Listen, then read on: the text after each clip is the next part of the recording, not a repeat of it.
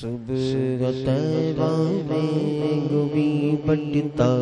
ہے باڑا نور کا۔ بسم اللہ الرحمن الرحیم، نحمدہ ونصلی ونسلم علی رسولہ وحبیبہ الکریم،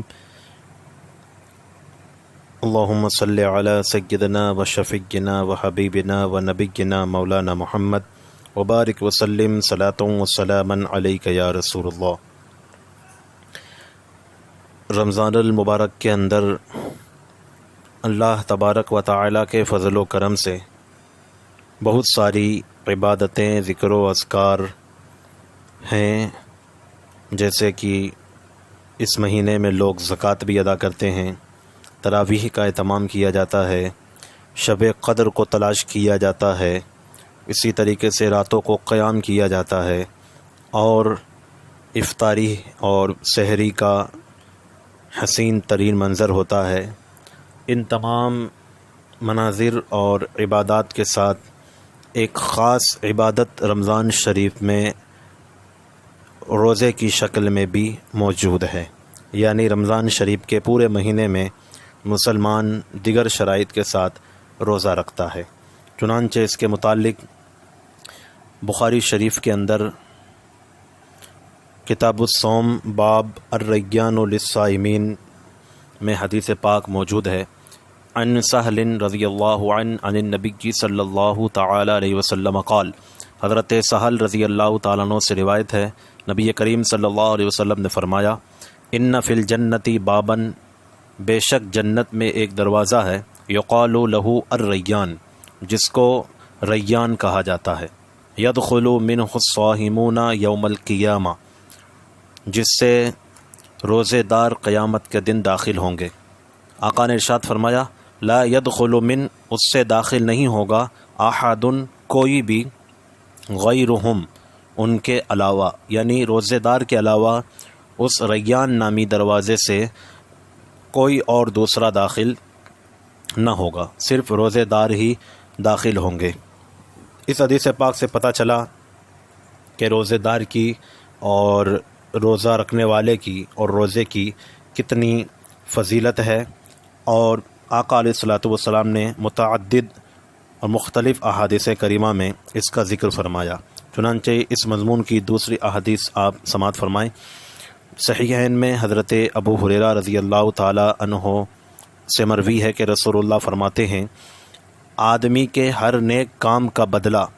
10 سے زیادہ 700 تک دیا جاتا ہے۔ یہ سورہ بقرہ کی آیت کریمہ فی کل سنبلۃ مئۃ حبہ سے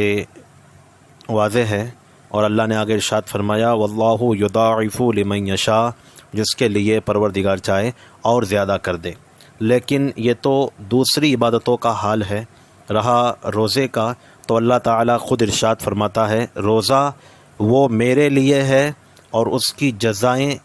میں خود دوں گا، اس کا بدلہ میں خود عطا کروں گا۔ یعنی بندہ اپنی خواہش اور کھانے کو میری وجہ سے ترک کرتا ہے، چھوڑ دیتا ہے، تو اس کا بدلہ کل قیامت کے دن پروردگار عالم خود عطا فرمائے گا۔ روزے دار کے لیے 2 خوشیاں ہیں، ایک افطار کے وقت اور ایک اپنے رب سے ملنے کے وقت، اور روزے دار کے منہ کی بو اللہ تبارک و تعالیٰ کے نزدیک مشک و عنبر سے زیادہ پاکیزہ ہے۔ اور آقا نے یہ بھی ارشاد فرمایا، روزہ صفر ہے، ڈھال ہے، جب کسی کے روزے کا دن ہو تو وہ فضول گوئی نہ کرے اور کسی پر چیخے اور چلائے نہیں، پھر اگر کوئی اسے گالی گلوچ کرے، لڑنے پر